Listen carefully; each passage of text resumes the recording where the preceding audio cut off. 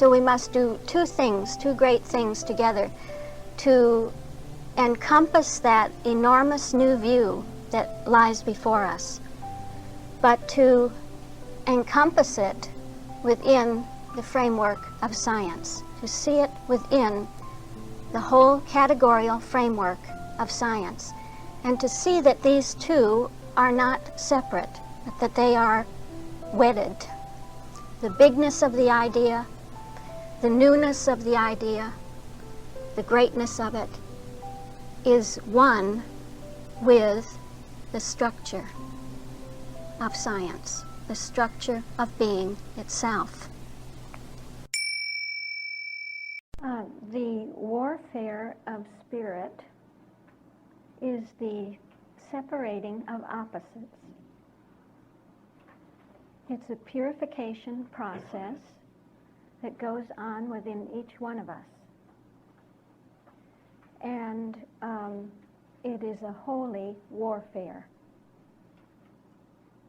It's a holy warfare that will eventually lead us to see that there are no opposites. I think that's what makes it holy, because it is led really by the onlyness of spirit.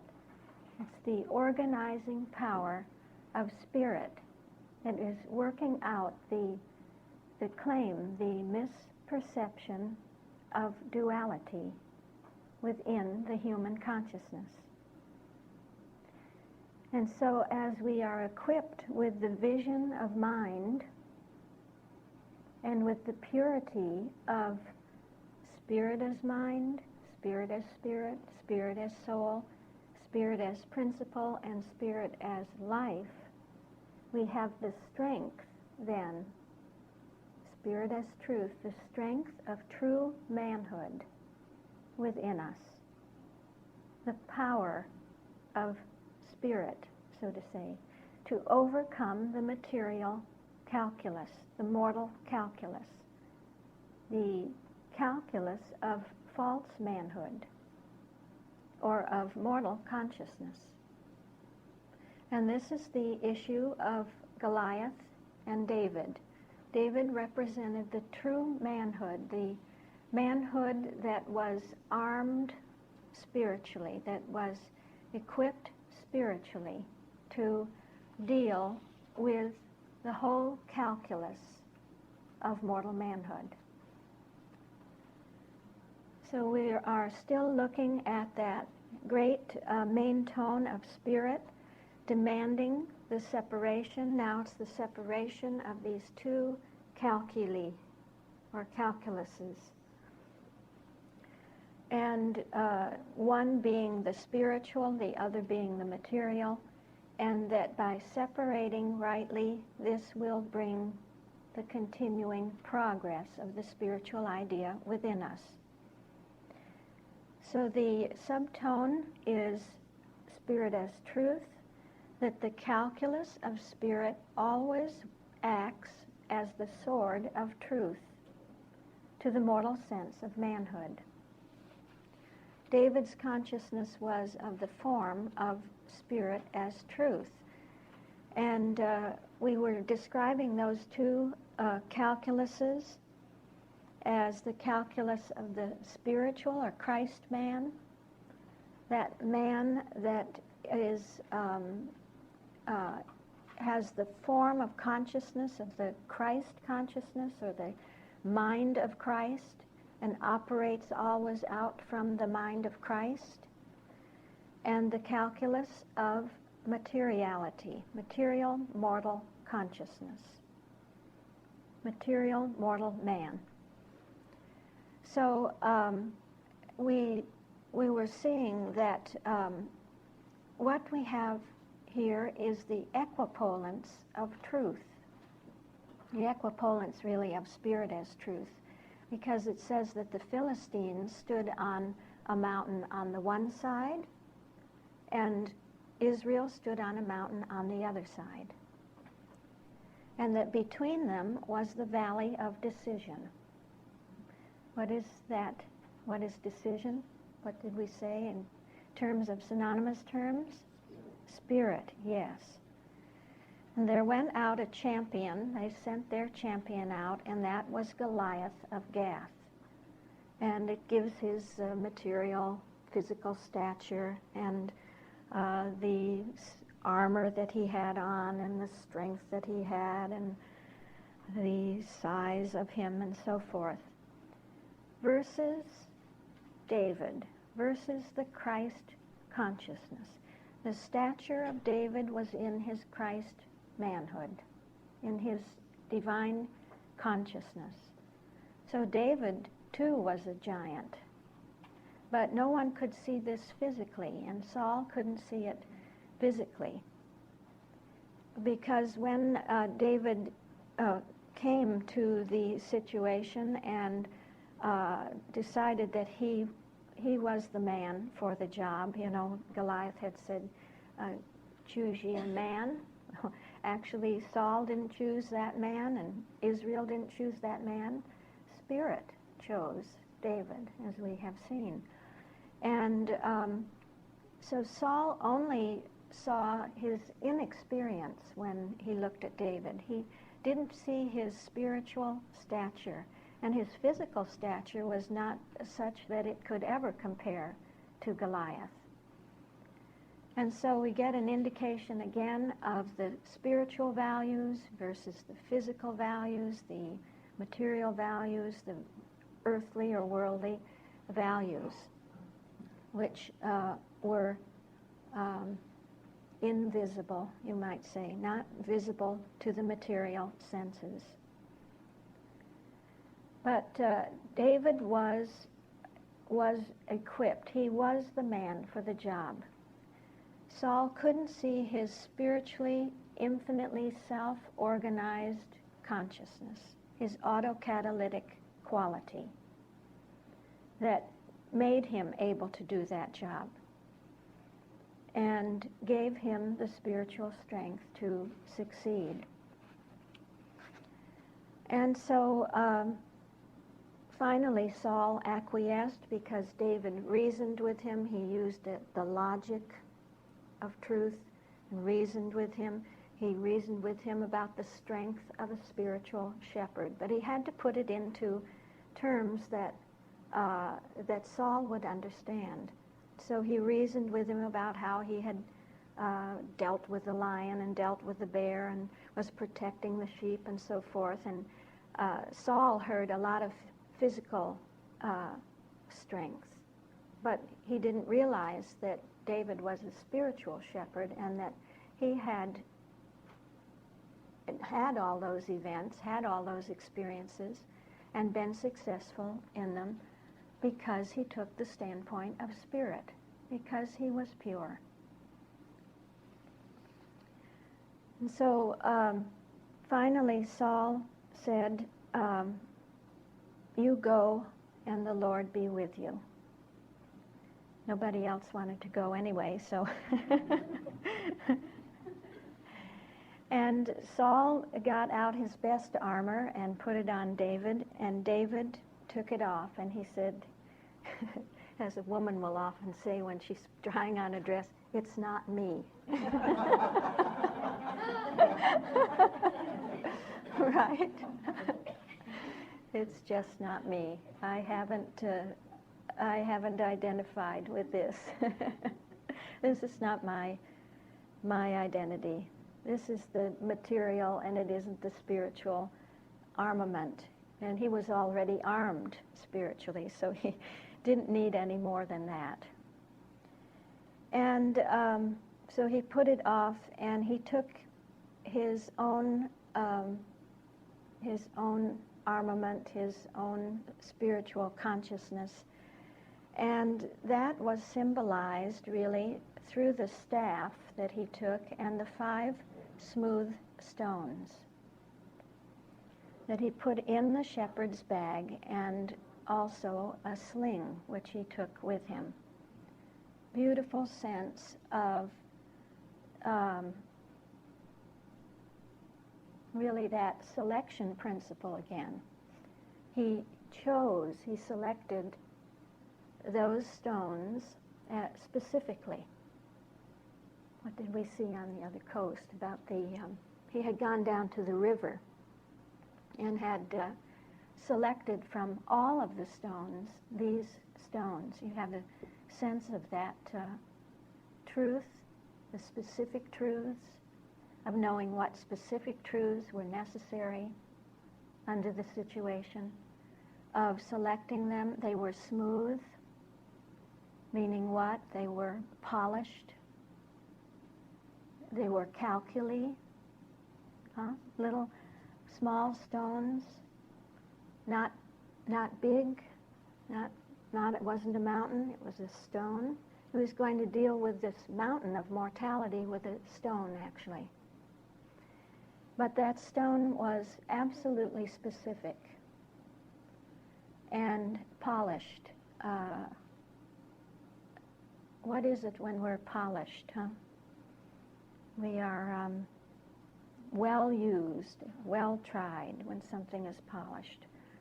He was polished spiritually in the truth, in the consciousness of truth.